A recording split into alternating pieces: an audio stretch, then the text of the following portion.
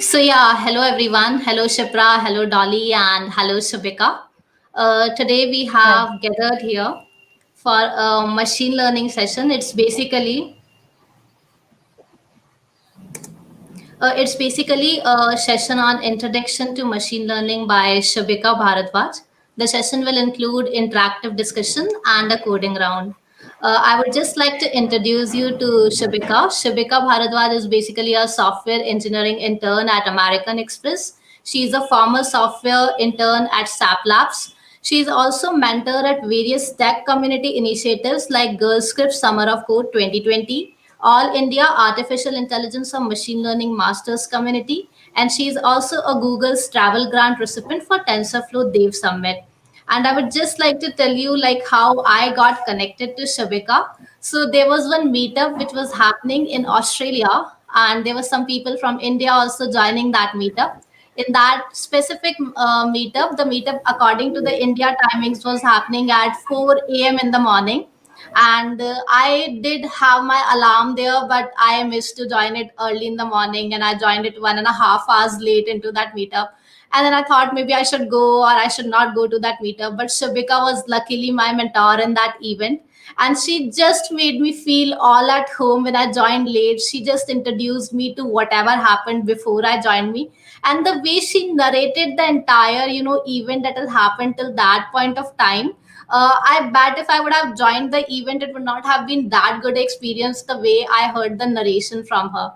So I took a lot of good things back from Shubhika that day, and that was whenever you join hands and work with people, the only beautiful thing you need to do is make them feel at home. They'll never forget the feeling that you give to anybody else, and that is how I connect to Shubhika. It was just one day of event, but even today I remember the connect we established that very day. So Shubhika is, we are also glad to bring Shubhika on our platform today, and she'll be delivering a talk on machine learning. So the platform is all yours, Shubhika, and I and Dolly will be, managing things backstage, and Shipra will stay with you on the stage.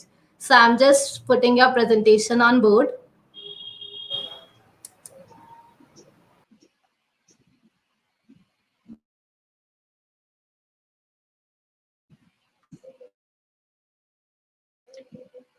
Start with the session. Today, I am your speaker. I am Shubhika Bhardwaj, as just Punita mentioned, and software engineering intern at American Express. And I will be the speaker for today's session. So, today's session is all about a beginner session to introduction to machine learning. So, these are the two prerequisites. So we only need some basic programming knowledge. Let's say you are aware with Python basics and you know some OOPS concepts. That's all you need to go and understand the world of machine learning. So let's understand what is the agenda for today's session. So we'll start with what is artificial intelligence, some of its applications, artificial intelligence versus machine learning, some basic concepts of machine learning, types of ML algorithms, a deeper dive into linear regression, and then some coding sessions. So yes, let's get started. Okay, so all of you must have heard about artificial intelligence. So you must have seen those movies talking about AI and ML, and you must have seen robots doing amazing things all around us. But actually, what is artificial intelligence? Have you ever understood what it means in terms of machines? So let's break it down for you. So artificial intelligence is nothing. It's just made of two words, artificial and intelligence. So artificial refers to man-made and intelligence means thinking power. So all in all, artificial intelligence is human intelligence exhibited by machines. Okay, so let's look at a more complex definition of artificial intelligence now. So it is a branch of computer science by which we can create intelligent machines which behave like humans, think like humans, and are able to make decisions like human beings. So more simply, artificial intelligence is the science of making things smart. With AI, we do not need to pre-program the machines to do some work. So essentially, all we have been talking is coding. Like if you open LinkedIn or you go to a place where you see software engineers, all they talk about is coding. But here here we have the tagline of AI, that in AI we do not need to pre-program the machines to do some work. So that's like how do you say that we don't program the machines but they are able to do something? Okay, so let's break it down for you guys. So how do machines really learn? And now we have the question, do machines actually become intelligent if we do not have a program? Okay, I'll just shift to the other room because it's pretty noisy in here. Let me just mute myself.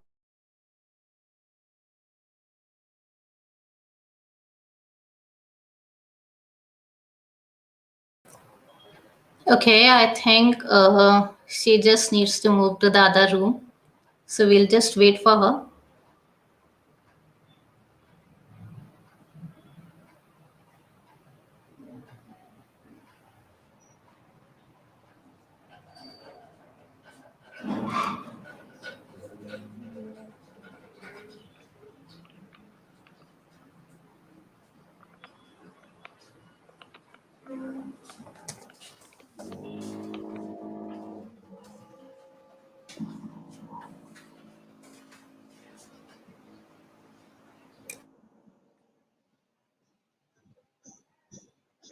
Yep, let's start.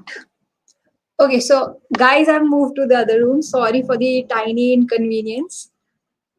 Okay, so we were saying that do machines really learn? Like we don't program the machines and we are saying that they are able to do certain tasks, so we don't need to program the machines to achieve a certain task. How is that even possible? Like it is a big puzzle, like how machines become intelligent. So let's break it down. Okay, I have this quick video for all of you. We see a Mario and he's playing the Mario game, and he's playing it at a level where no human can beat him. Like if a human being must be playing this game, he must lose after 2 levels, 3 levels, or after certain number of levels. But this Mario, he's named as Mar-IO, input output. So this Mario is super smart, and this is not a person. This is actually a computer playing this game. So artificial intelligence started with that we have to mimic human behavior, but it actually was trying to just solve puzzles or play games with the help of computers. So we are trying to say that can machines play as good as human beings play such games? So yes, it has been achieved. We have come this far that today the systems that are implemented as a form of narrow AI, like a system can do a few things just like human beings, or a lot of things that human beings do, like recognizing objects, and we train them to do all of those tasks. So what are the common applications of AI that we have today?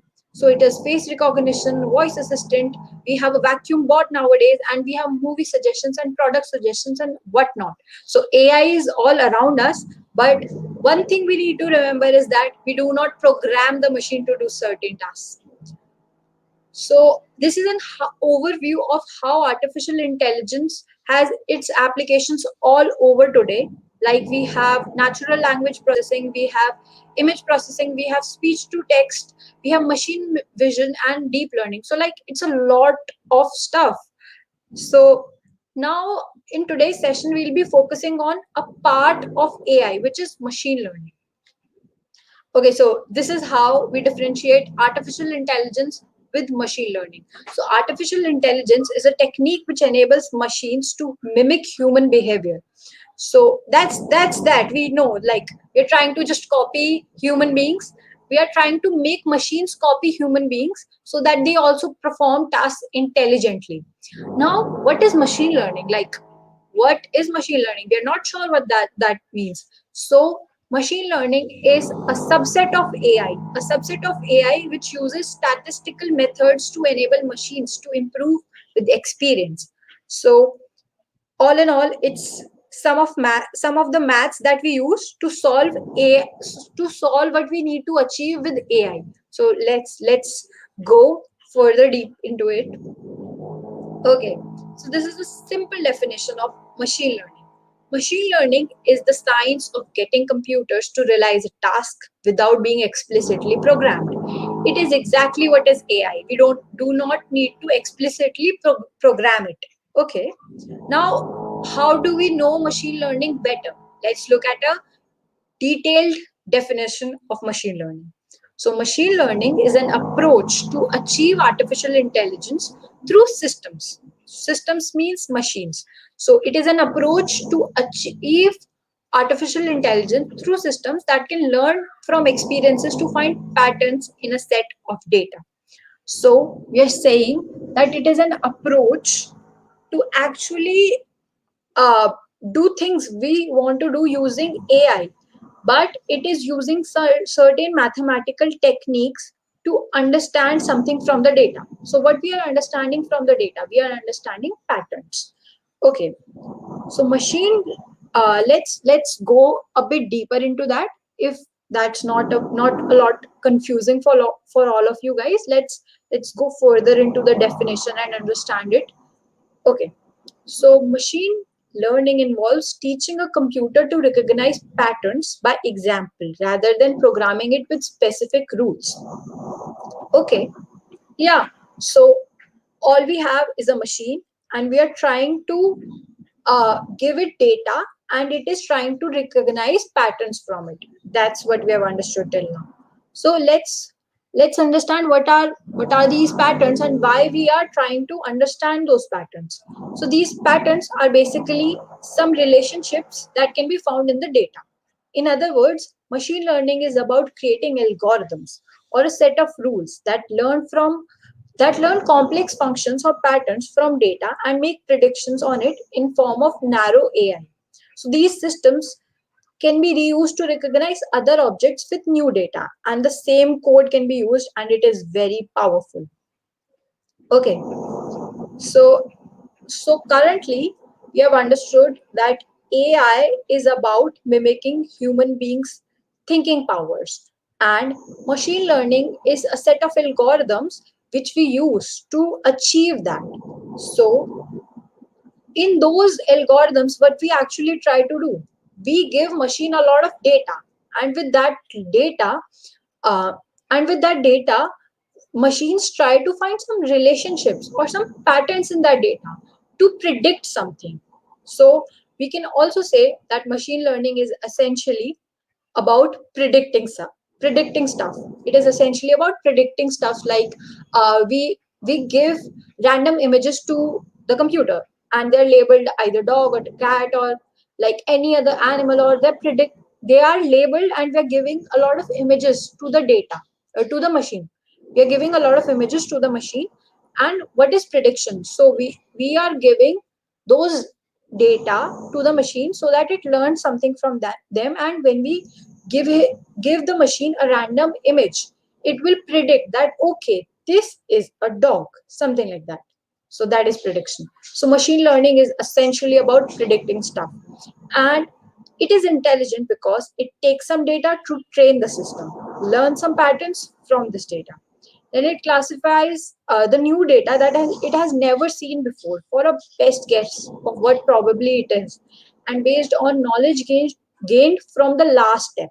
Okay, so now the same machine learning system can be reused to learn any future objects too, and we have to make sure that we have enough example data, and we achieve all of this without rewriting the code, and this is powerful. So okay, I said in the beginning that okay, we don't have to program machines, we don't have to write some code, but we actually have to write some code which is called machine learning algorithms, and that will achieve the bigger task. But we are not explicitly programming the machines to achieve the output, like just the answer, we are just programming it. No, we are giving it a algorithm, and that is actually giving us the output. So let's go more deep into it.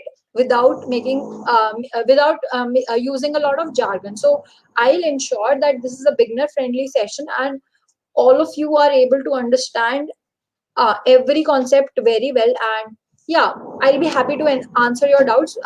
Try to use the live comment section for any doubts if you have, and stop me anywhere if you feel that you're not able to understand anything. So I'll try and be as and I'll try and use as simple words as possible and not use any jargon. So let's go to the next slide. Okay, so there is a lot of terms that are used, that hey, there's this coding stuff that we do. We are programming machines, and then there is machine learning. So how is traditional programming any different from machine learning? Like, I still don't get it. So okay, let's answer those questions. In traditional programming, we give the machine can be anything like a computer. We give it a program and some data, and it provides output. So what is a program is a set of instructions which are used to achieve a specific task. So we know what is a program. We know data is the input images I was talking about the other example. So data is just some input we are giving, and the computer gives us output. That is what happens in traditional programming. So now, what is machine learning and how is it any different? Okay, so let's look at it more closely. In machine learning, we give the computer some data, that is the input data, and the output. So basically, we know output for some of the use cases. So we give it input and we give it output, and it returns the program in return. Like, wow, that's genius. How can you make a program out of nothing? So that's pretty cool, but okay. And then we use that, like, then we use the machine again, then we give it random new data, like which it has never seen before, and then we use that data to get the output.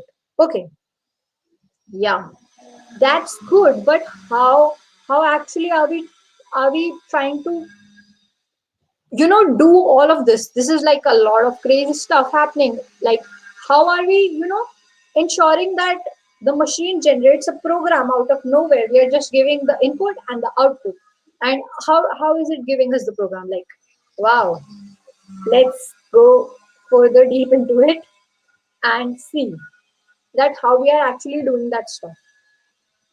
Okay, so now we are entering the next phase of the presentation, which is basic concepts of machine learning. In the machine learning, okay, so now let's introduce uh, let's get introduced with another term in machine learning, which is called machine learning algorithm. Okay, so an algorithm in machine learning is a procedure that is run on data to create a machine learning model. So okay, now we don't know what is a machine learning model, so let's just keep that definition aside for a while, and focus on the first part of the definition. So, an algorithm in machine learning is a procedure that is run on data. Okay, so it is something that has to do with the data. So, I'll give you the simplest introduction to the word algorithm. Algorithm is nothing. It is just a procedure that is used to generate certain weights. So, okay, let's say that we have, um, okay, I'll discuss this definition more deeply in the coming slides using an example, so that it'll be more clear, because yes, this is becoming a little complex for you guys to understand over here. So let's just forget about the definition for a while. So let's just understand what are the different machine learning algorithms. So there is linear regression, there is logistic regression, there is decision tree, there is artificial neural network. And okay, and now let's see, there is another term called machine learning model. So machine learning model is some output that we get, but it's still, we are not sure what a machine learning algorithm is, we are not sure what a machine learning model is, and all the definitions are interrelated. So Now let's move to the next slide so that we understand it more deeply. So this image will solve all our questions at once. So we have training data. Training data is some input data that we use to train the machines. Okay, I have not used algorithm, or I have not used any other term called model. So it is what is training data? Training data is some input data that we are using to train the machines. What does training mean? Training mean, so training is the term that we use when we are trying to trying to ensure that machines learn some pattern from the data. That's pretty cool. Okay, now we know what training data is. And now in this diagram we see training the machine learning algorithm. So what is the algorithm? So now let's understand it more clearly. So in the simplest way, machine learning algorithm is some mathematical equation like y is equals to mx plus c.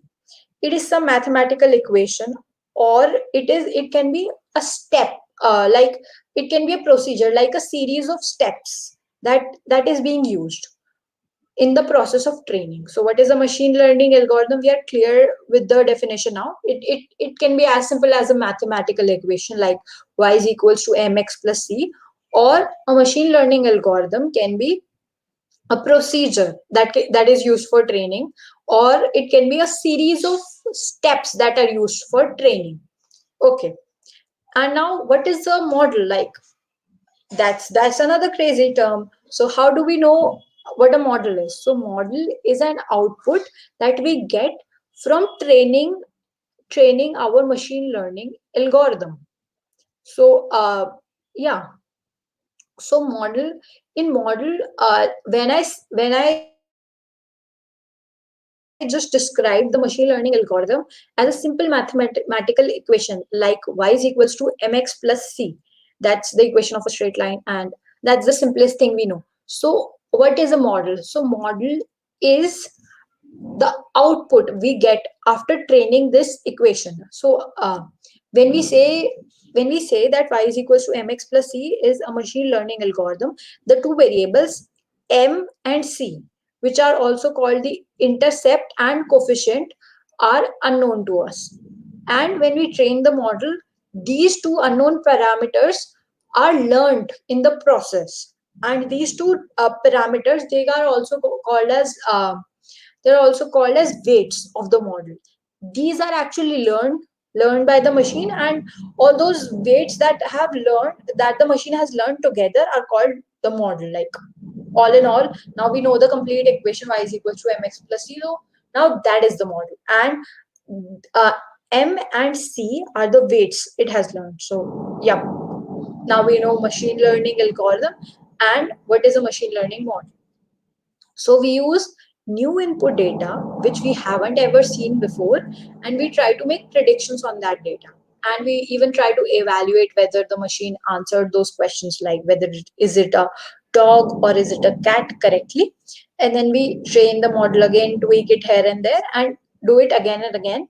Once we are able to get correct predictions, we say that yes, my machine has become smart now. It can answer questions.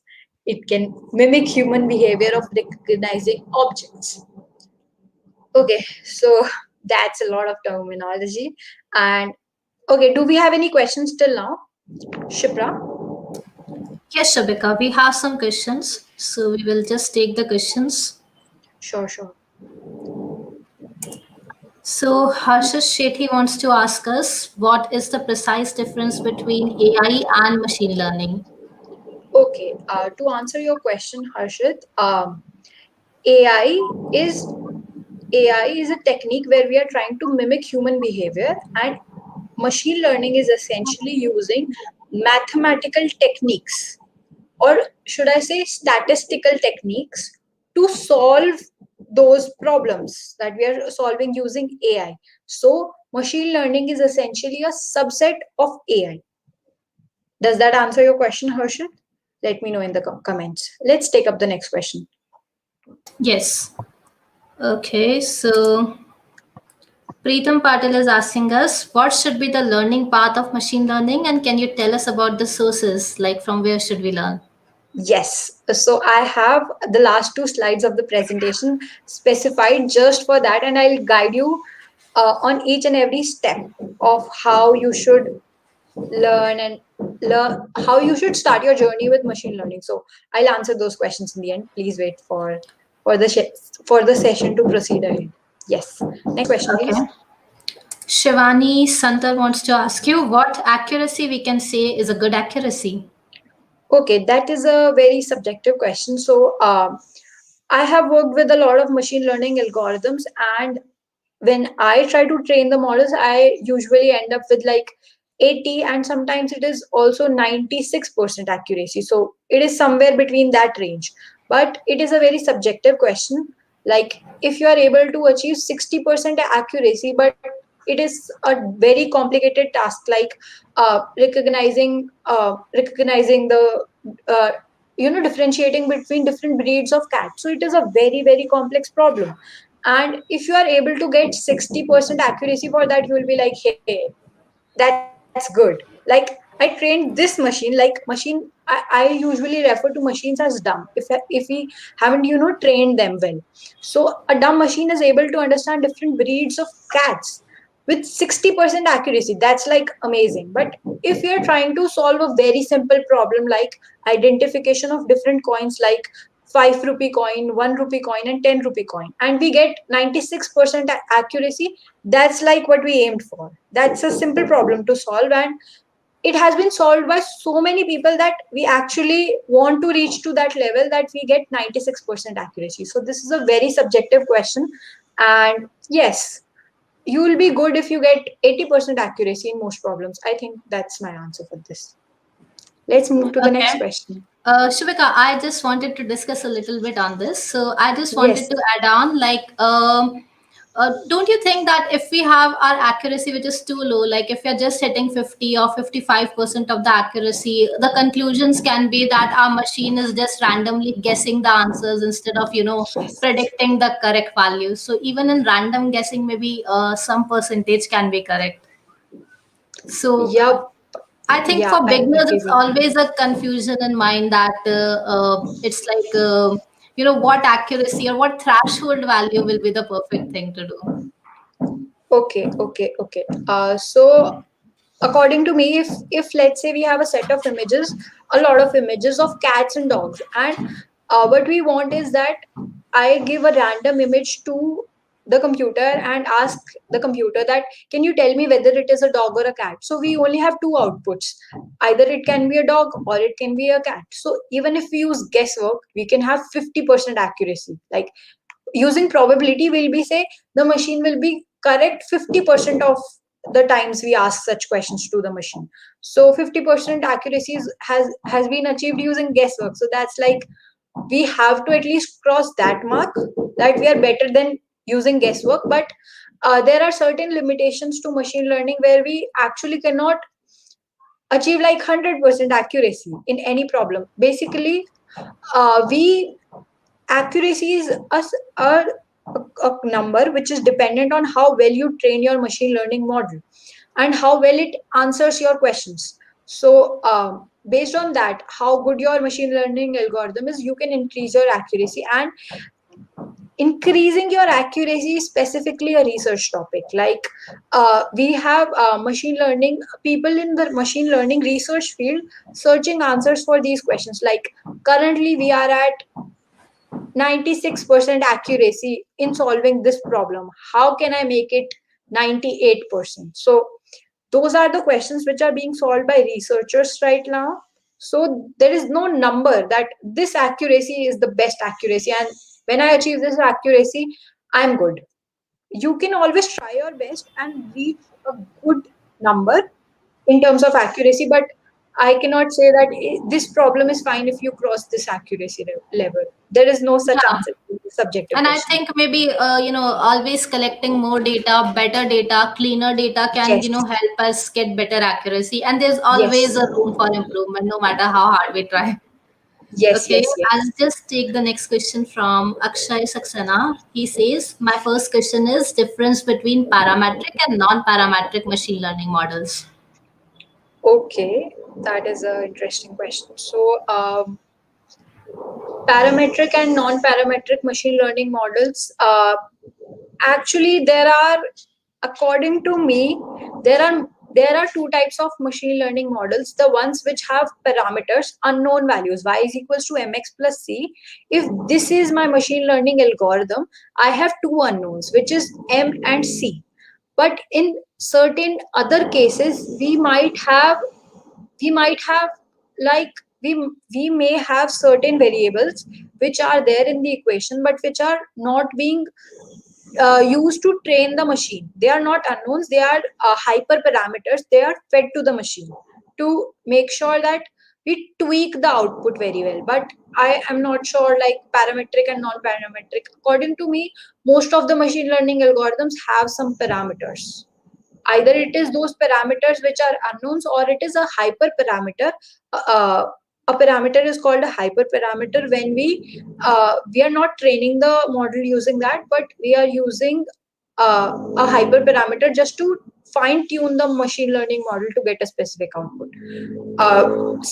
Saying say talking about like a non-parametric machine learning model, I don't think there is a term like that. Like, I'm not sure on that. Okay. The next question is from someone known as Geeky, and he says that when do we say we need, deep learning over machine learning? Can you explain that with some examples? Sure. I'll just okay, I'll answer your questions. I just need to go back to the previous slide to answer that question. Okay. So in this diagram, if this diagram is showing everything related to machine learning, and we have a part which is called model over here. So let's say that you are using a deep neural network as a model over here. Then we say that the machine learning we are using is called deep learning, right? So we have AI, and the subset of AI is machine learning, and a specific subset of machine learning is called deep learning, where the model used is a deep neural network. So what is a deep neural network? It is a multi-layer perceptron which is used in training machine learning models. So yeah, that's a very detailed concept. I would love to take another session on that, but let's stick to the basics for today's presentation. I hope I answered your question. Yeah, so we are done with questions for now. People please keep posting your questions in the comment section and we'll take them as we progress to the session. Over to you, Shubhika. You can carry forward with the presentation ahead. Yes. Let's move on to the next slide. Okay, now we are clear with all the basic terminologies in machine learning. And now let's look at a very basic problem in machine learning, which is called the Boston housing problem. And the problem is like this: we have to predict the price of a house based on size of the house, size of its garden, and the number of room it has. So, okay, so we have, let's imagine we have a house and it has three characteristics or three parameters or three attributes. So these are the common machine learning terms like um, okay, any data can have attributes. What are attributes? Attributes are the specific characteristics that the data has. Okay, and we have in this problem we have three attributes or parameters or characteristics of the house, which is size of the garden, and the number of the rooms. And we are trying to predict something. Okay, so let's go deeper into it. If it has been a classical programming question, how will we try to get the output of this question? So a classical programming approach would explicitly code a formula which will provide the price of the house depending on these three features. Okay, so probably I'll use these three features. And always remember, in machine learning, we have data. Machine learning is all about using a lot of data and training those machines. If we don't have enough data, we'll be not doing justice to the machine. like training it on very less data will lead to very bad outputs. So we need lots and lots of data which we want to feed to machines so that they learn very well and become intelligent. And always remember that this data that we are talking about has a lot of attributes. So okay, we are talking about data. So I'm saying that data can be mostly it is two dimensional. I'll talk about that in a while. But data can be, it can be something like what is the color of the house, blue, green, pink, something like that. It can be any data type like string, integers, negative numbers. It can be anything. But to make sure that we use that data properly to train our machine learning models, we convert all of that data into numbers, like probably integers, ranging from 0 to 1. So we try to normalize the data. Let's say when I talked about feeding machines with images of dogs and cats, I told you that we are giving entire images to the data. But images, what are actually images? Images are uh, pixels. Images are formed of a lot of pixels, and pixels have three values, BRG.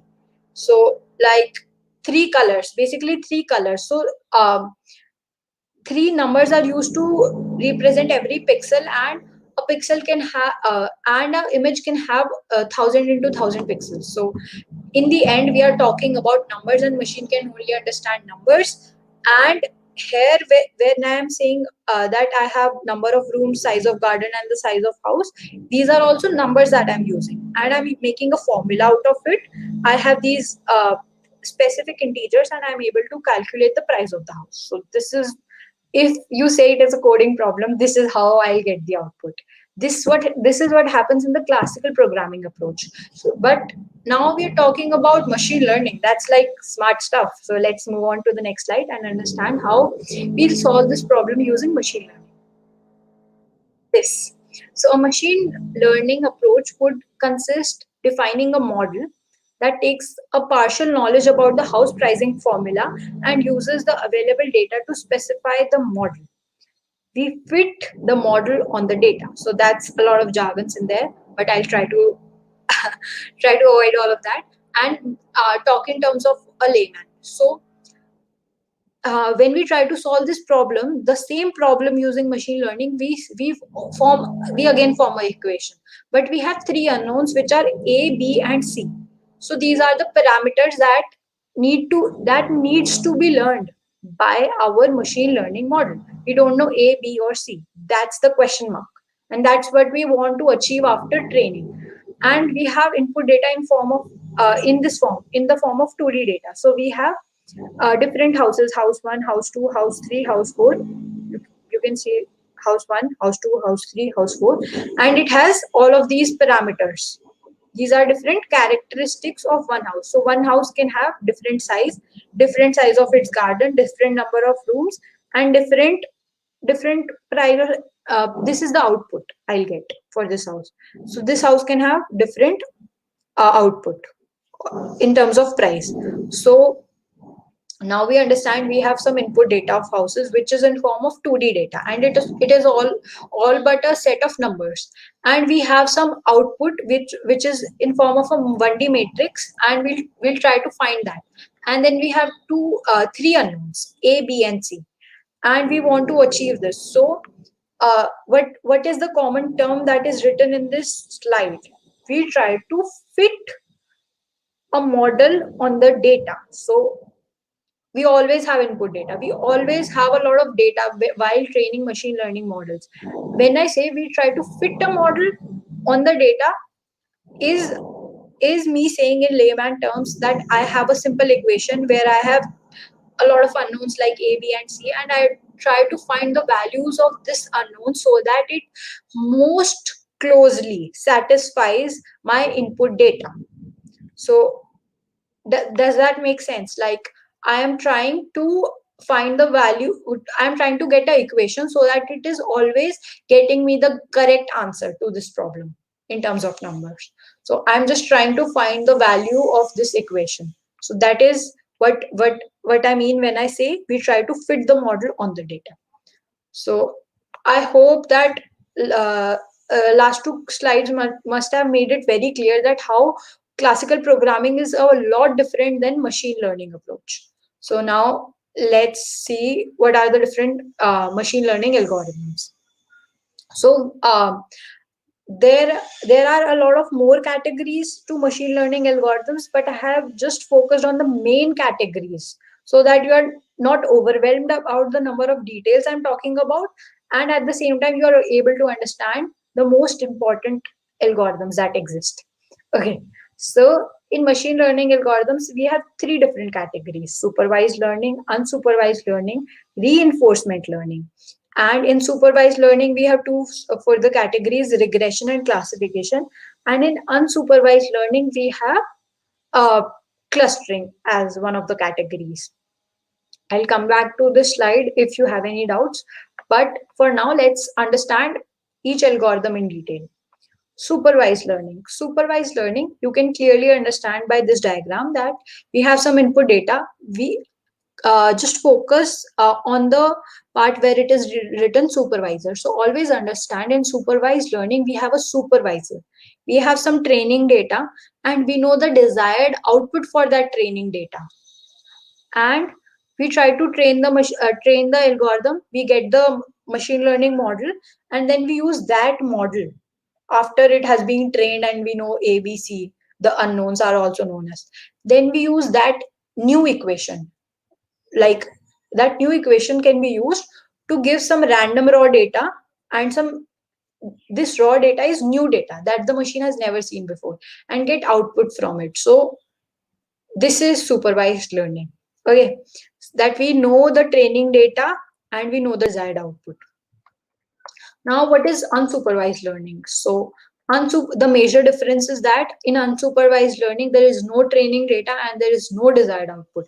We just give the machine some new data, it tries to interpret something, understand something, and it learns using just new random data. There's no uh, output defined already for the machine to understand something. Okay, this is something tricky. I'll just focus on the next algorithm first, and then I'll come back to explaining the differences of all three of them. So now let's focus on reinforcement learning.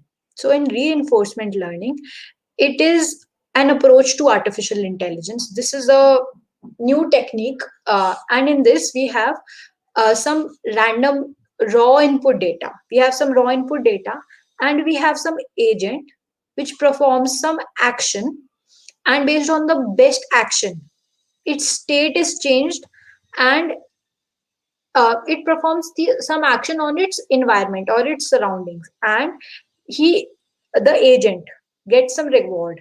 And once it gets some reward, it is able to understand the situation better and tweak the algorithm, and then it is able to give the output. So a very simple example of reinforcement learning is how you pet your dog, or how you train your dog.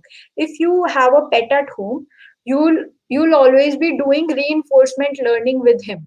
So how do I say such things? Whenever you go to the park and take your dog and you keep playing with him, and if he or she if your dog is loitering around, you'll punish him.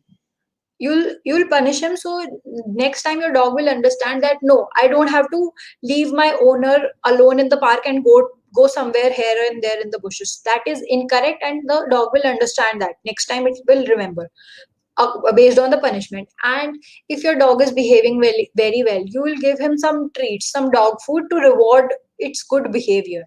And next time your dog will remember that okay, this kind of behavior, being playful and being always being with your owner, is a good behavior. So it will understand that it will always follow the good behavior that is being rewarded. So that is all in all reinforcement learning.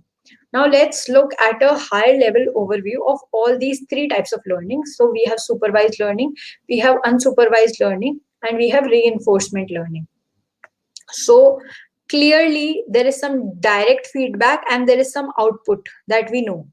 And we have a supervisor which gives error, in supervised learning, I give the I give some input, I give some output, and then if the output is incorrect, the supervisor will tell me that okay, this is the error in your output. Let's say the output was expected to come 100, and I am predicting 19.34. Sorry, I'm predicting 99.34 as the output. So my machine has not properly learned the whole concept. So I try to tell the machine that this is the error. So machine will understand. The supervisor will tell the machine that this is the error, and the machine will understand. And next time it will learn more. And if it is predicting 99.34, it will predict 99.56. Now it is still an error. It is not predicting 100. When it is predicting 99.56, next time it will predict 99.88.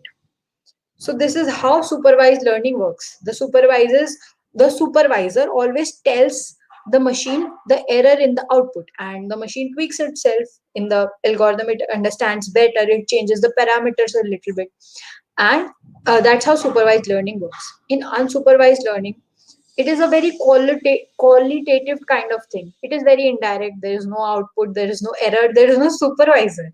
It's just a bunch of data, and the machine tries to understand some patterns and structures in the data, and that's it. Like, it gives the output based on that.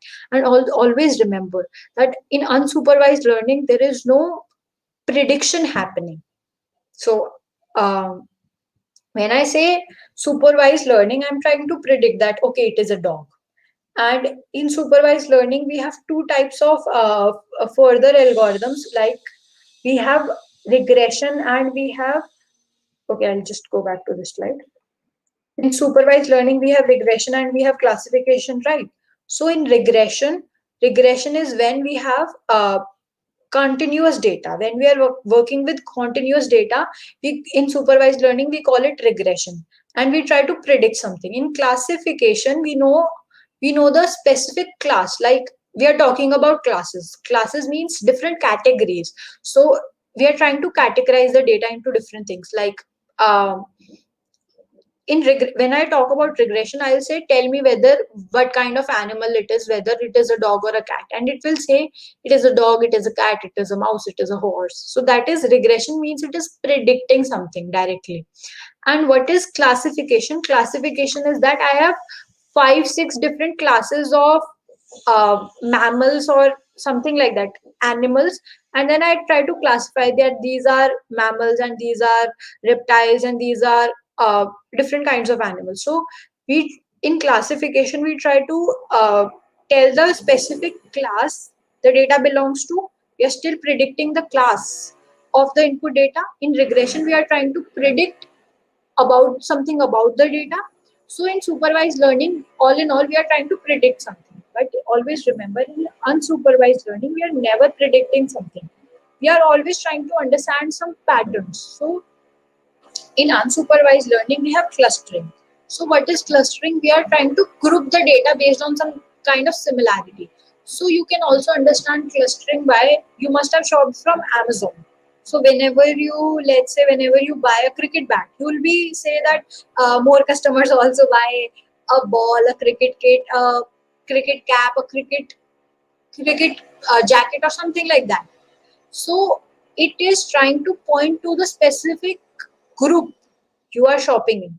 So clustering is that we don't have specific label or specific classes. There is some relationship between the data, and that a group of data is known as cluster. And the data understands by itself and tries to cluster it into different, groups, and it's not predicting anything. End of the day, we are not labeling that you shopped from cricketing class today, you shopped from makeup class today. No, there's no such class, no such class for clothing, makeup, cricket in Amazon.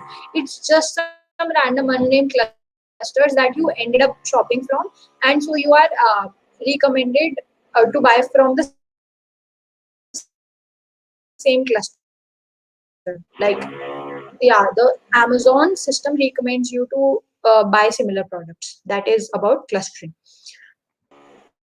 So let's move on to the next slide. I don't want to overwhelm you with the number of algorithms that exist or the number of categories that are there in machine learning algorithms. But here are the name of a few of them. Like we have linear regression, we have logistic regression also as part of regression, and we have all these other categories. But I will, and also here is the neural networks category that one of the audience members was asking about deep learning, right?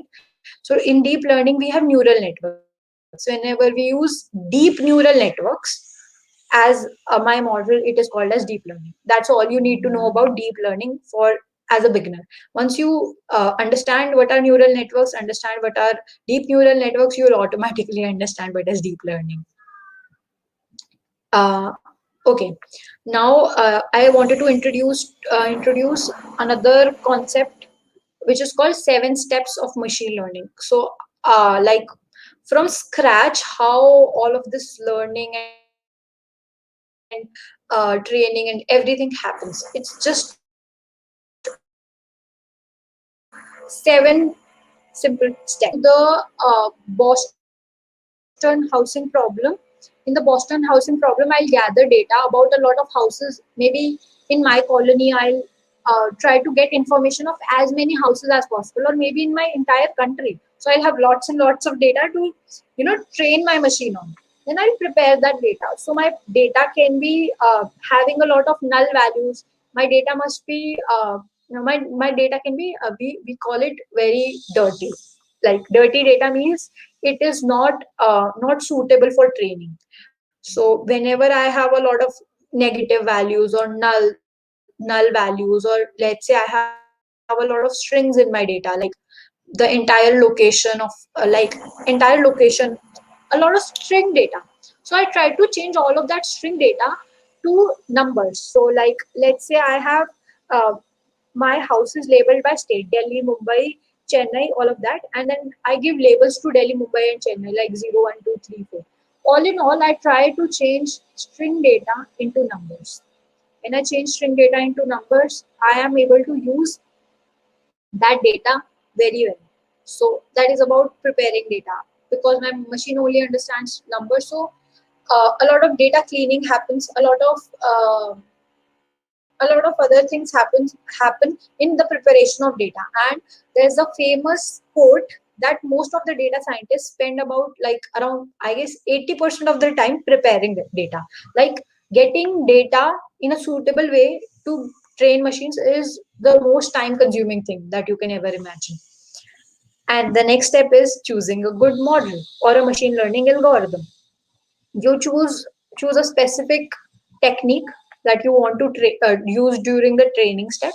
Then you train the data, then you train the machine based on the data, and then you try to evaluate the results. So basically your machine is predicting a dog as a cat, and it is a bad output, a bad accuracy. So you try to understand, okay, my machine is not performing very well, I need to train it better, I need to go back to any of the previous steps and improve those steps, right? And then you go about hyperparameter tuning. So I don't want to go very deep into this concept because beginners are definitely not aware of. But in that equation, y is equals to mx plus c, let's say I have y equals to mx plus c plus d. So d is also some parameter, but it is not being used to train the machine. So d is by the user manipulate the output very well. We can fine tune the machine learning model also using hyperparameter tuning. Then we have the final prediction that this is my output and we are done. So these are the 7 steps of machine learning, and that's a quick introduction on my part to machine learning. Now let's go deep into what is linear regression. It is one of those machine learning models that I showed you in the diagram. And in today's session, we'll understand what is linear regression and then try to code something on the same.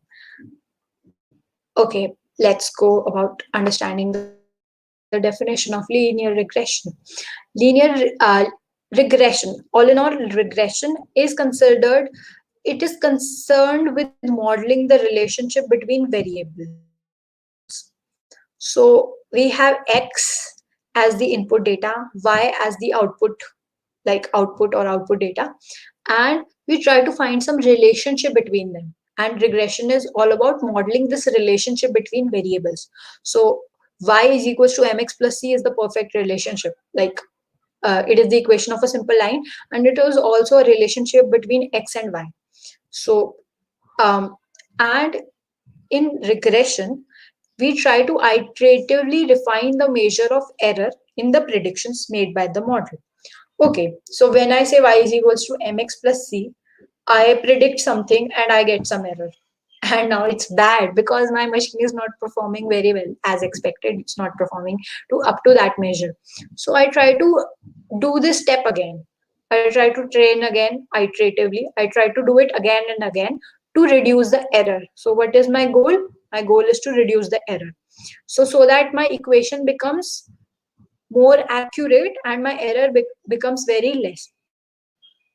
Okay, so machine okay, so regression methods are a workhouse of statistics that have been co-opted into statistical machine learning.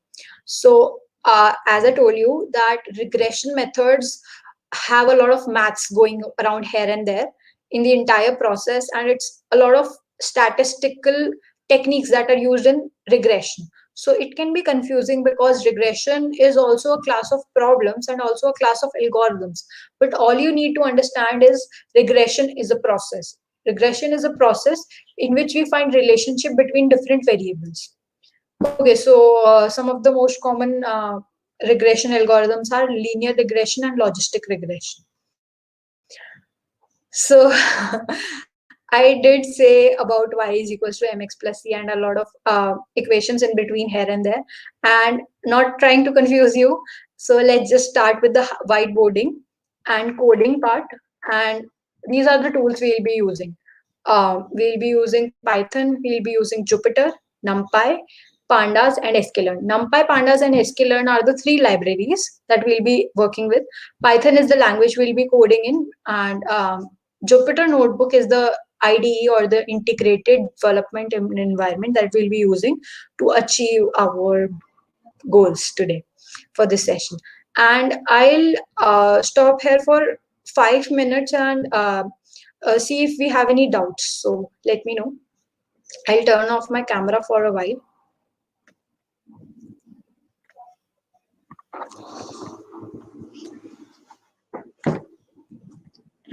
Do we have any doubts? Yes, Shubhika, we have three questions. So I'll just take these questions one by one. So Shivani Santa says, what are the best ways to remove noise from data?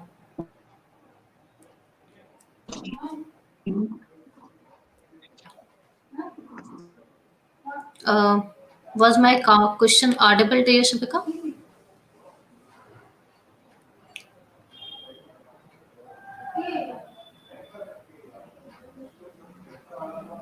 Shubhika, if you're trying to speak, you're on mute and we cannot hear you.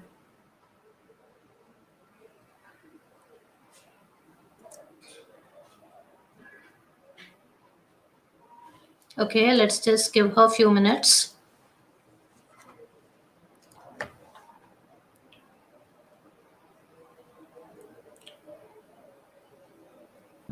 Hello, am I audible now?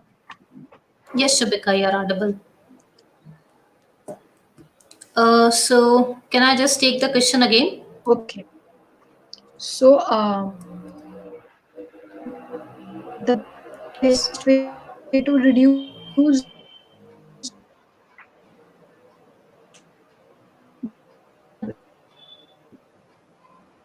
Okay, I think your audio is breaking up. We cannot get it correct. Uh, like you're not audible correctly to sure, us. sure. You just need to check your internet connection. I think it was better the last time you speak, Shah. So the question is by Shivani Santar, and she says, "What are the best ways to remove noise from data?"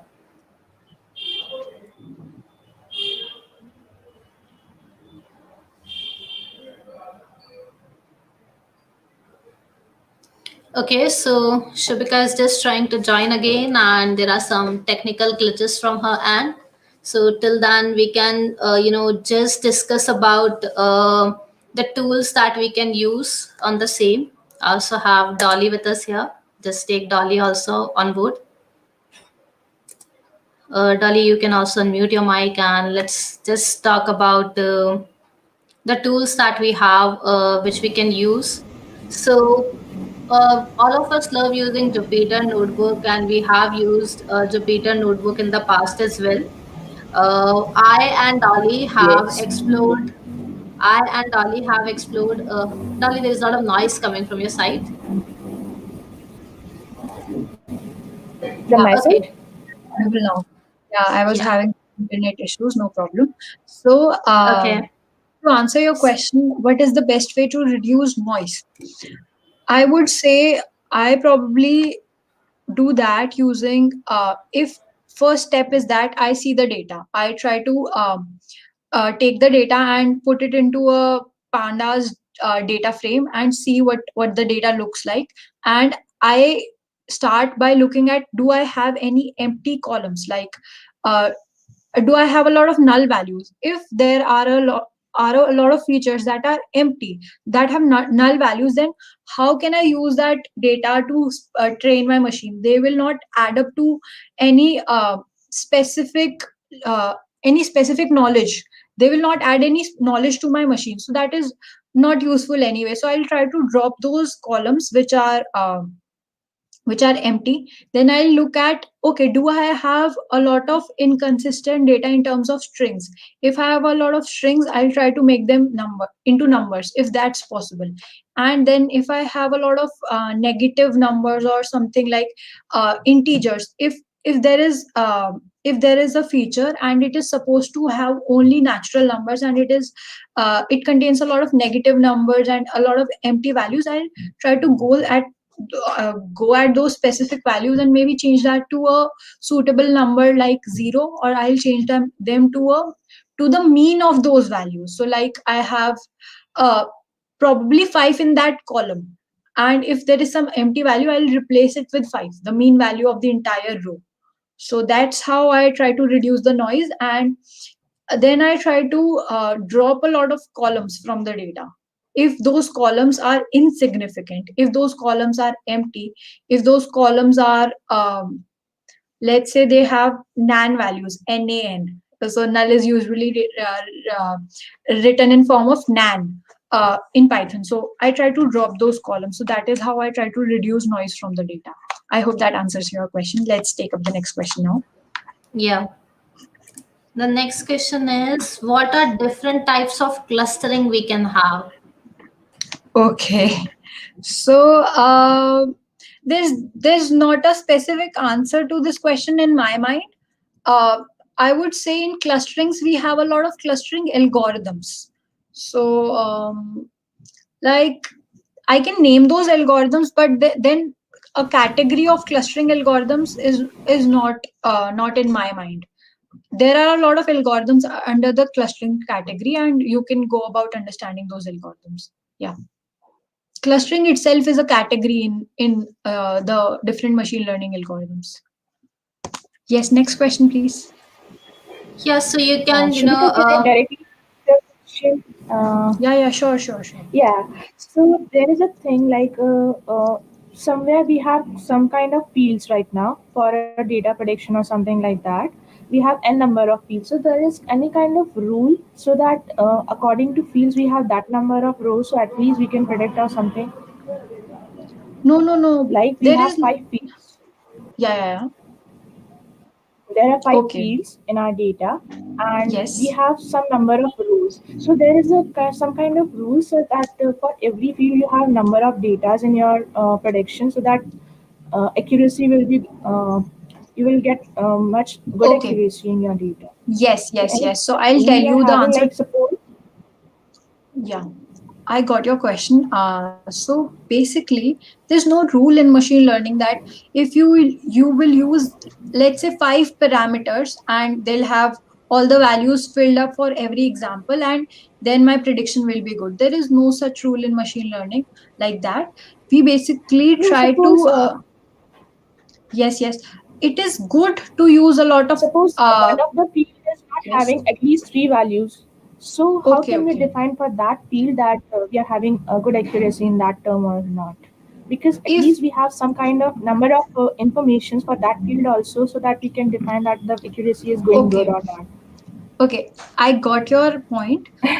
You okay, Yeah. I'll just rephrase the question asked by Dolly. So Dolly is asking, let's say in the Boston housing problem, if uh, a lot of columns are empty and still there are 3 4 houses where I know how many children are living in those houses.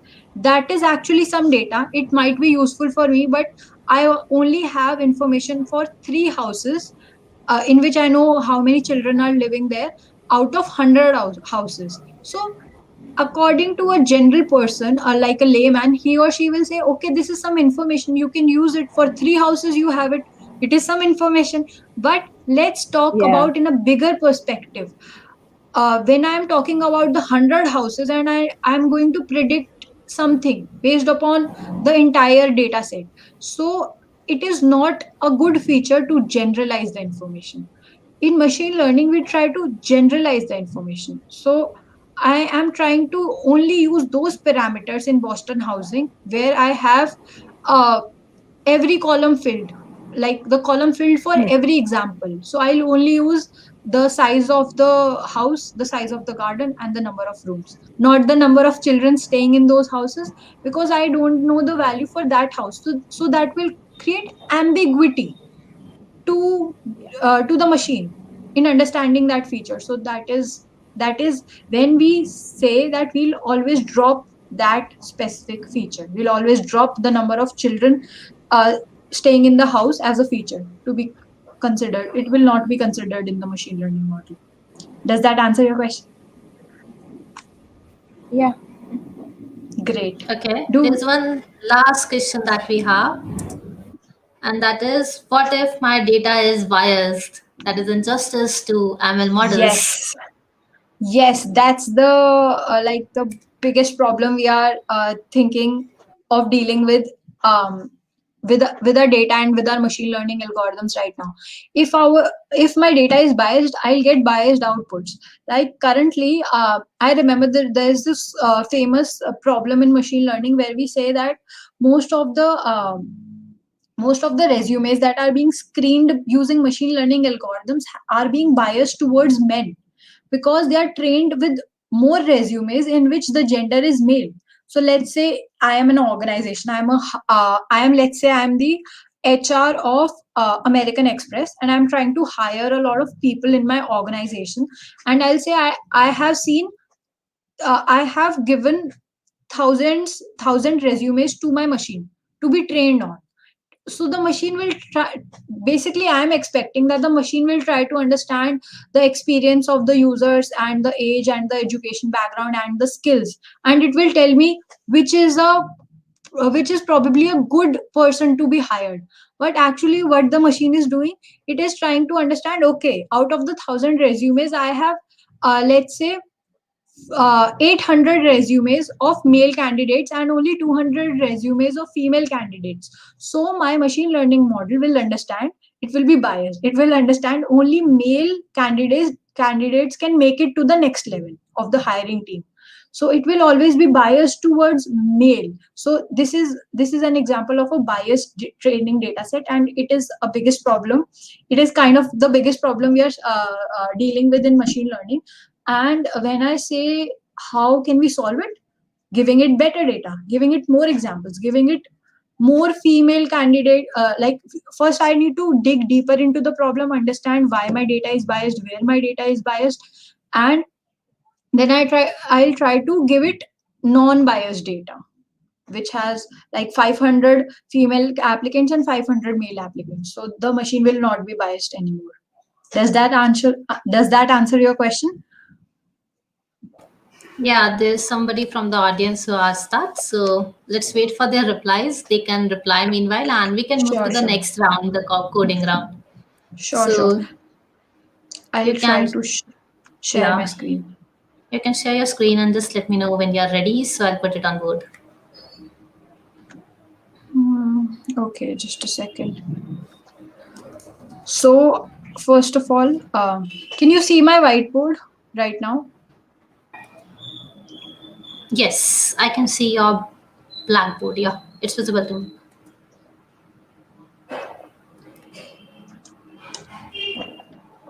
Let's start. So, I didn't want to scare you guys with a lot of mathematical equations. That's why I switched to the whiteboard style now. Okay, we are talking about linear regression now. So, we have this graph. This is the data I get, and this is how I'm using a scatter plot to, to visualize my data. We have X, which is the input, and we have Y actual, which is the um, actual output, the correct output of this data, and I have plotted it. Now, in linear regression, my aim is to find a relationship between this data. What is the relationship? Y is equals to mx plus c. It is basically the equation of the line that I need to find, and then I can use this line to find the output of any point on the screen. So let's say I have a random point,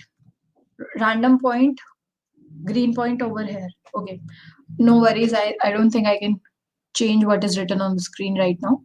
So, okay, we can use this equation of a line to find, uh, uh, I know the x value of any new example, and I'll try to plot that graph and see what is the corresponding y value, and using this equation I'll get the corresponding y value, and that's how I'll predict it. So this is y hypothesis. What is my y hypothesis? I am making a guess. Hypothesis is a term which is similar to heuristic or guess. So what is my guess? My guessing, the output I'm guessing is y hypothesis, which is y is equals to mx plus c. Here in this equation of a line, m is the slope.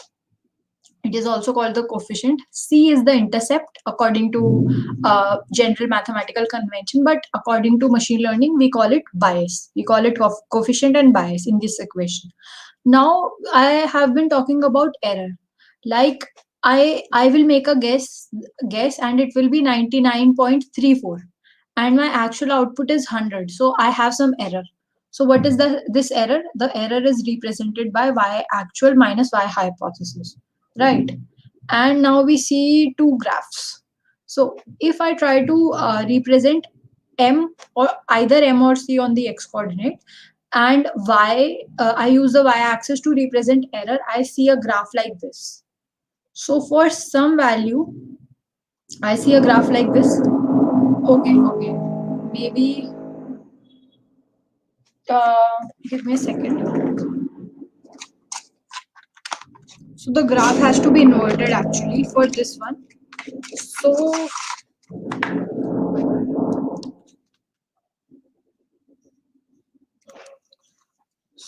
okay, so now you can see the graph. It will be like this. For certain value, the error will be almost equal to 0. This is E, this is M or C. So now you can see that we have error on the y-axis and M and C on the x-axis, and my error will be 0 for certain specific values of either M or C. And then I can have a similar graph where I try to represent error square, and it will be in the shape of a parabola. So let's look at why I want to consider error square instead of considering error. In the first graph where I represented the data using a scatter plot, I have different points like which are away from the line. So what is the difference between the predicted value and the actual value? I can have a positive error or a negative error. So when I try to consider all the points, so when I try to calculate this specific error,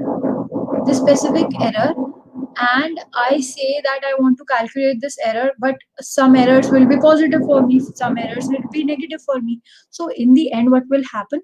The errors will cancel each other, and I might be getting zero error for this specific input data and the the line of regression. But the error is actually not zero. So to avoid that situation, we can either use the modulus of error or error square. So I'm using error square. And we all know what is my goal. When will I say that my machine has learned very well? My machine has learned very well only when I'm able to minimize the error. When my error is almost approaching to zero, I will say that I have trained my machine learning model very well.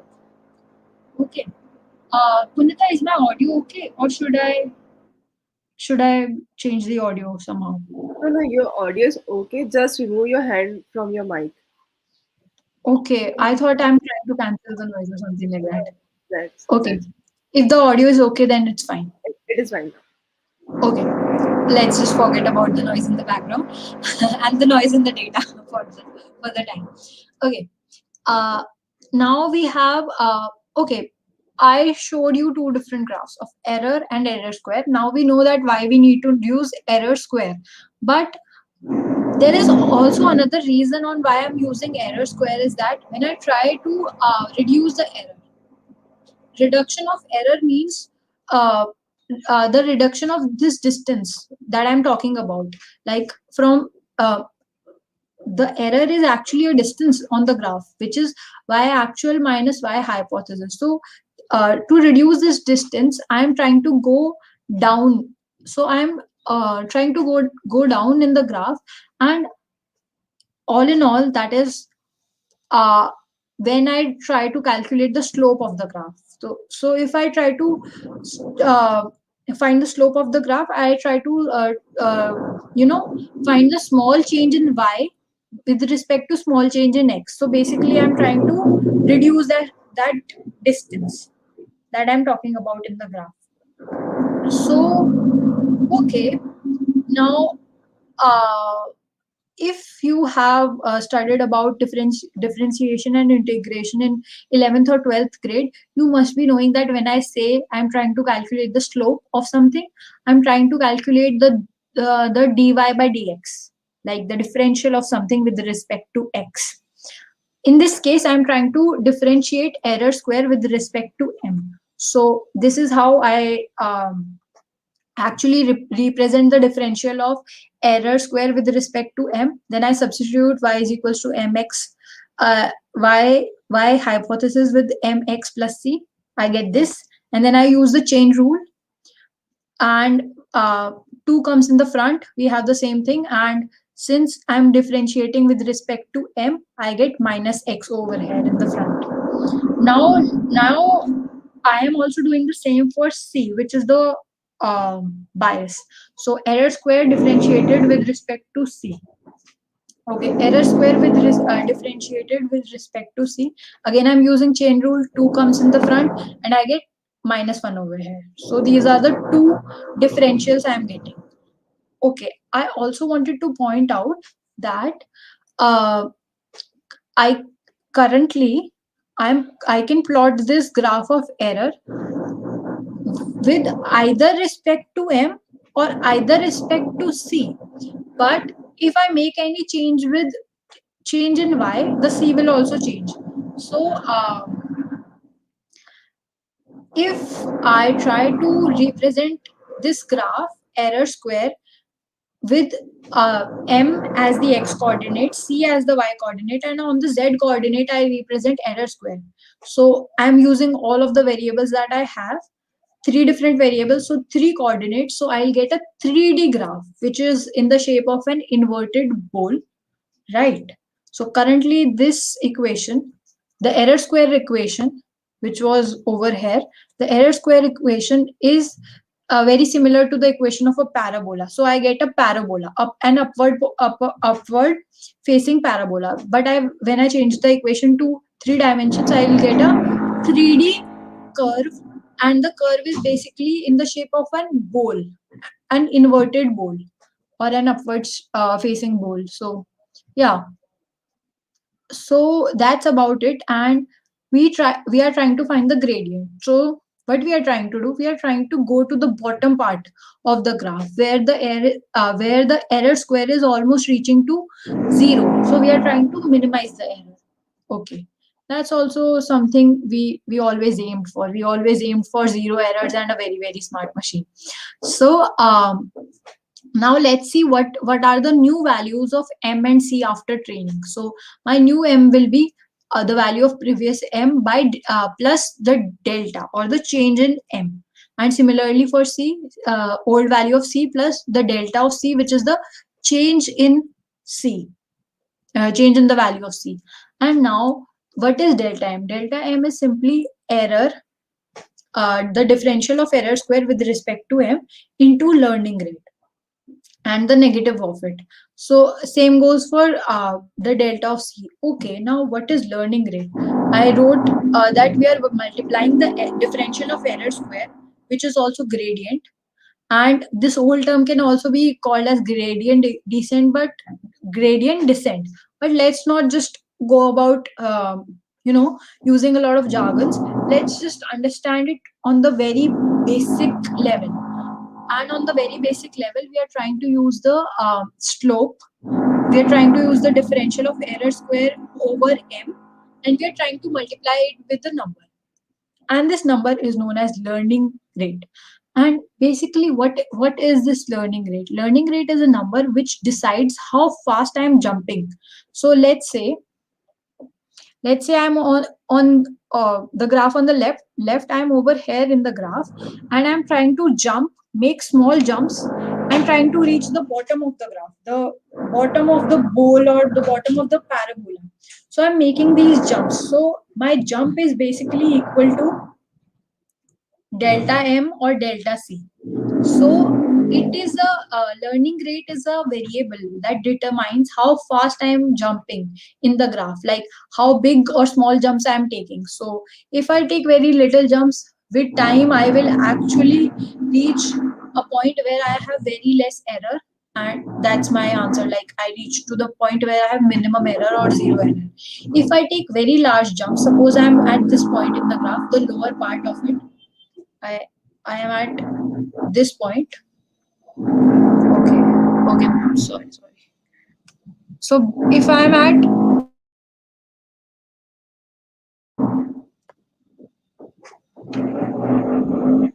at this point here, standing over here, and I'm trying to jump, make very big jumps, I'll go and I'll make outward jumps, which is maybe which will never conclude to the minimum point. Or I can make very small jumps which are like this, from upwards to downwards, going in and in and in.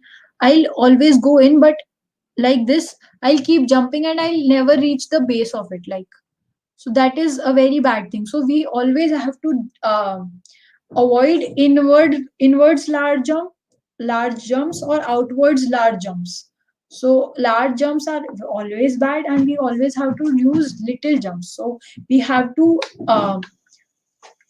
use such a learning rate that we always try to conclude and reach the minimum error. And this is the concept of linear regression.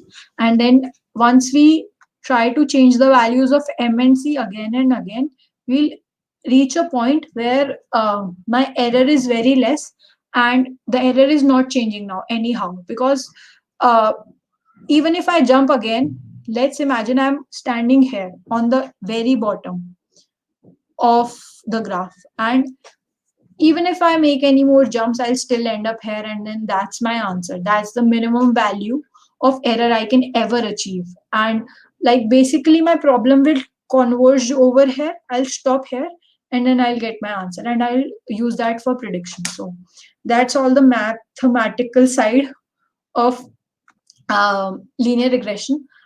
So we can take up the questions, and I'll stop sharing the screen for a while, and then we can move on to coding if we have some time left. Punita, can you tell me the questions that we have now? Shubhika, we don't have the questions from the whiteboard round, so we can move directly to the coding round, I believe. Sure. I'll try and share my coding screen.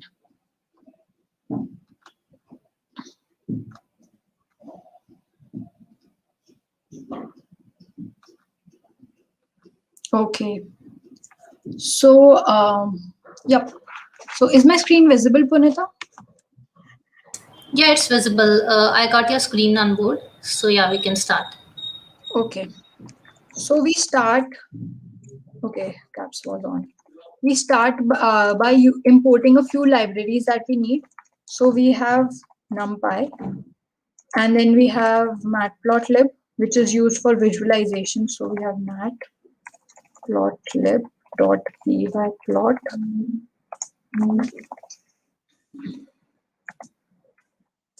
and and then we have another library. So I'll tell you that NumPy is a mathematical library which can be used for dealing with numpy related arrays. So numpy is all about manipulating arrays. We have matplotlib for visualization.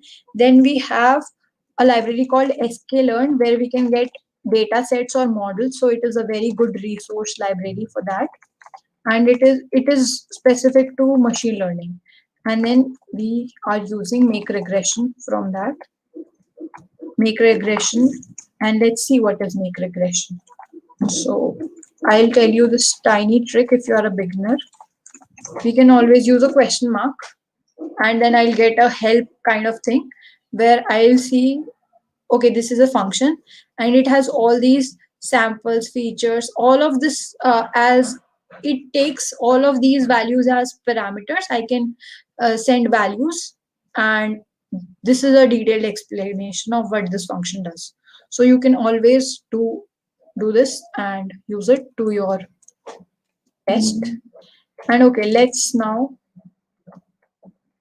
Okay, so what I have done till now, I've imported certain libraries, and now we start with coding. So I told you about bias and coefficient. So let's say I want to use my bias to a I want to use my bias, and I'm since it is a hyperparameter, as I told you, I'm setting some value on my own. So I am a, let's say I am a data scientist, or I am the person who's coding this machine learning algorithm. So I can set my own value for bias, and I'm setting it to 200, and then I can have x, y, and coefficient. Okay. So I am using the make regression function where I'll pass certain parameters and I'll get the input, the output, and the coefficient. Like I'll get the input values, the output values, and the coefficient, which is m in our equation, from this regression function. So this is some kind of function that already has some that is able to generate some data for us, that already has some details, and it will simply give us the input, output, and the value of m, and I'm passing the value of c over here. So once I do that, I'll have the entire equation by my side. So I am writing n features. I want to have one feature. I can enter noise, that I want little noise. I'm saying 10, and then I am saying what is my bias. So I'm using the function which I have entered. Then I can say random state. It can be anything. So I'm saying I'm using 42 random state. And do I want this function to return a coefficient? I will say true. Please return me the coefficient. So now let's see what is the shape. Shape is a function in Python which is used to give the dimensions of the variable that we have. So this is a 1D array, and this yeah. So this is a 2D array, and this is a 1D array, and let's just see how they look like. X looks like this. It has these dimensions 100 cross 1, and Y has dimensions 100. It's just that. So this is X. This is my Y. This looks like this. Okay. Did I? Yeah, it's fine. Okay. And now I want to see what my coefficient is. Okay, so my coefficient has value 41. Now let's, I know these are just a couple of numbers, but I want to visualize it. So to visualize it, I use PLT, which is a function in Matplotlib, and I try to scatter the data. I'll use a scatter plot to visualize it. So this is how my data looks like. This is how my data, this is what my data looks like, X and Y. Okay, now what I need to do, I need to, let's say I want to know what my, I know what my bias is, I know what my coefficient is. So now let's just plot the line. So let's plot the linear regression line. Okay, I hope the spelling is correct. And I'm using sklearn to get a linear model. Okay, so I'm, okay, wait.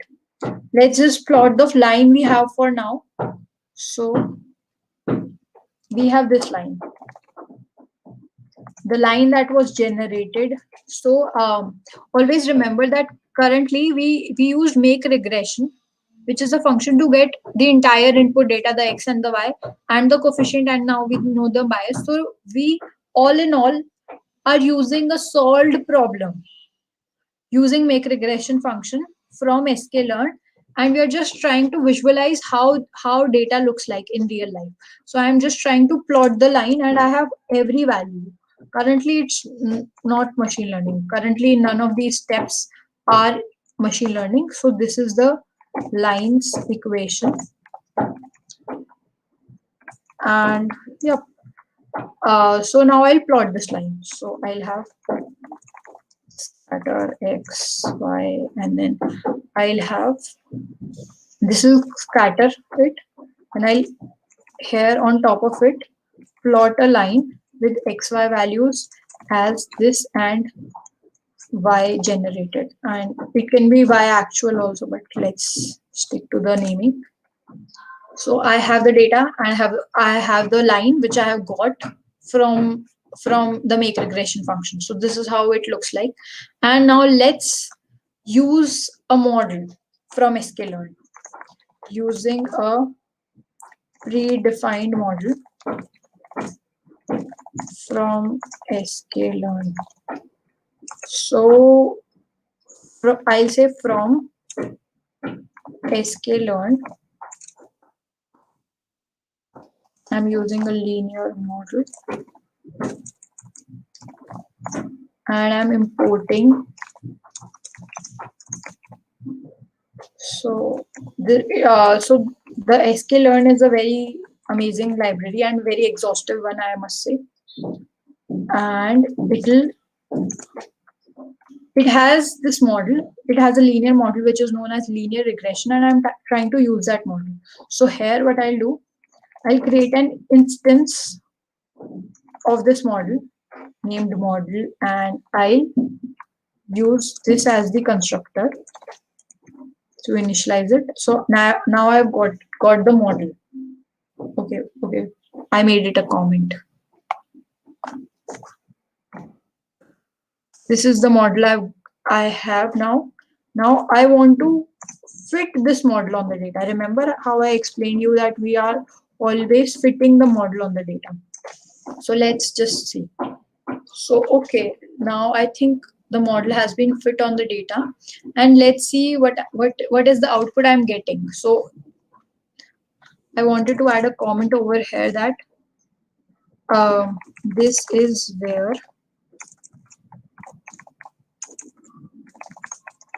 training is actually happening. So this is a very important step. Always remember that we were talking about training machines using models and algorithms and all of that. So this is the real step in the code where training is actually happening. And now, since I have trained my model, I'll have these are few functions which I'm using, which are already provided by sklearn, and these values are also there. by sklearn, and I'm trying to see what is my coefficient and my intercept. So, okay, we started with some intercept, which is, let's go up and see. So intercept is what? Intercept is bias, and I gave it 200, and I had the other thing. Okay, I'll just comment this. Okay. Shift hash. I'll comment this part because it will lead to a lot of scrolling. Okay, so I have 200 bias. We started with 200 bias. We started with 41 as the coefficient. And what is the prediction that has been made by the model, the linear regression model from sklearn that we used? It predicted that the coefficient is 41, which is very close, and the intercept is 201. So which is also very close to 200. So I think it performed a pretty good job. Now let's just plot it and see where we are. So I'll try to scatter, and this is my data. And then here I plot the line, which is my generated line from the data itself by sklearn. And then I'm using it as a label that this is the previous line we were talking about. Then I'll plot another line, which is I'm giving X, and then I'm giving Y, which is what is the prediction for every X for my model. So I use this syntax for that. The X, and in the place of Y, I have used model.predict X. So I'll get every prediction, and I'll use the label for this line as this is the linear regression line, which is created using linear regression model, and this is the legend. So legend will just give us all the labels. So now you can see those two lines are very closely overlapping, and like the line in the orange is the line which is created using linear regression. So that's about it. So okay, let's just give you a small demo on okay, so let's take a random X value. So I'm creating a variable where I'm giving random X value, which is, let's say, okay, 1.32, and then we want to know what is the prediction for this value. So we'll use model.predict function to get the output random, and this will be my output. Y predicted for this random value, and okay,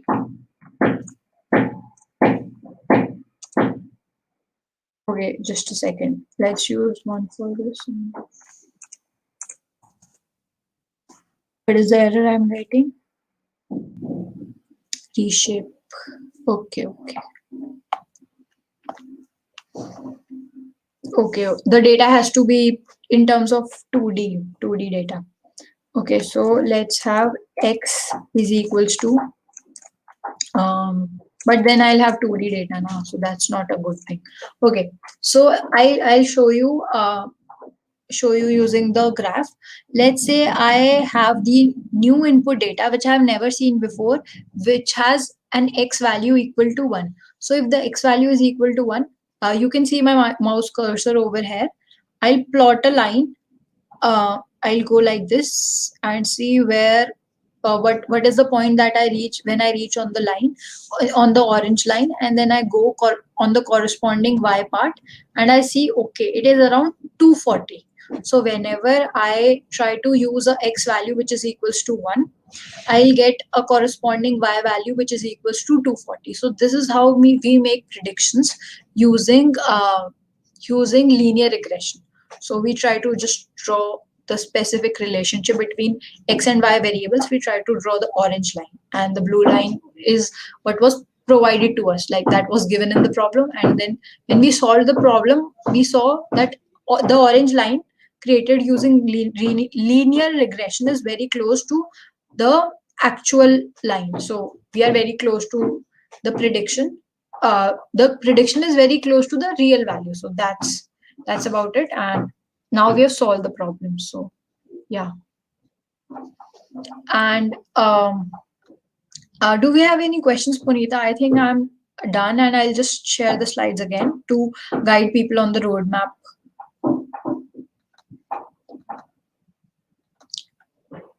Hi, Shipra. Do we have any questions?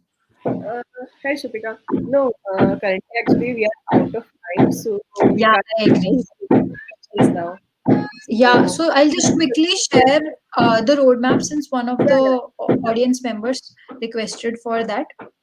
I know yes. we are out of time, and yeah, sorry for that, but no issues.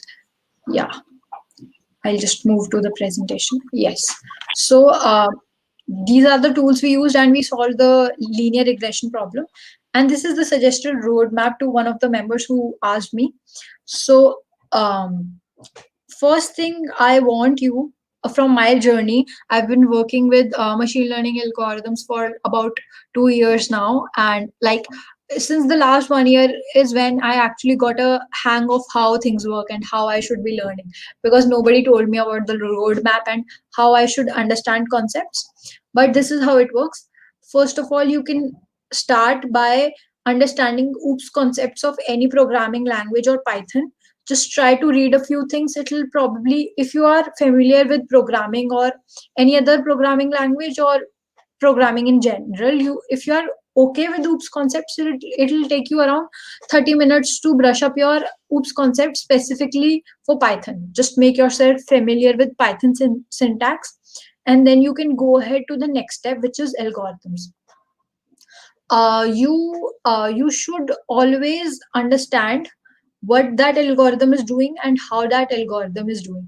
Understand those algorithms deeply, and once you are familiar with all the algorithms, like I told you about different types of algorithms we have, and in the every specific category we have a lot of algorithms, like neural networks, knn, cnn, a lot of things are there. So, and those things are actually readily available. Like if you are just trying to begin your journey, make sure you are aware of all those algorithms that exist, that have been already being implemented and being used by people in the industry. So just try to understand all those algorithms, and then after that we can have two roadmaps from here. You can either start with understanding mathematical proofs. If you are inclined towards research, make sure your understanding part, your mathematical knowledge is very very good. Make sure you are focusing on the proofs. And if you are inclined towards research, make sure you understand everything, every basic concept, and grasp everything very well. And if you are trying to make yourself ready for the industry, then you should work on creative ml projects that have a real use case. Working on projects and implementing different algorithms will actually make you well versed with how things work, and then you can showcase those projects in your resume and you'll be good to go. And yeah, that's all you need to know. And make sure, if you are planning for the industry, a lot of times mathematical proofs does not come handy. So I want to tell you that. And don't get yourself confused and trapped in a lot of mathematical proofs. Just try to grasp it, try to understand it again and again, and with time you will get hang of it. But don't just focus on understanding and implementing the custom proofs of mathematical algorithms. That's a good thing to do, but your key focus should be using Python properly, understanding libraries, and using inbuilt functions very well, like keras, understanding keras and understanding sklearn, understanding scikit, using tensorflow and other tools. So that's about the learning roadmap. And these are the um, learning resources that I recommend. Uh, there's AI for Everyone by Andrew Ng. You can use that to understand, mathematical proofs, or like the statistical part of machine learning. It is very good. You can use that. You can go to Udemy courses. If you get any free courses, or if you are okay buying some courses, I would recommend that. But if you are looking for some free resources, I would really recommend Code for Cause YouTube videos. I have seen they have good explanation, so you can just refer to that. You can find informative blogs on Medium, and yeah, that will be something very good. Good if you keep on reading new blogs and what is upcoming in the machine learning field and keep yourself updated. That's a very good way to deal with to starting with your journey in machine learning. And if you're inclined towards research and want to implement your own machine learning algorithms, try to read a lot of research papers and understand what is happening in those research papers. So for that, I recommend paperswithcode.com. And in the end, like since some of you are very interested in deep learning, and it's all about neural networks, deep neural networks. For understanding neural networks very well, you can go to Tensor Playground, and that's a very very good website to explore how neural networks work. So yeah, that's my recommendation. All the best for your machine learning journey, and that's all from my side. Thank you, and yeah, thanks a lot.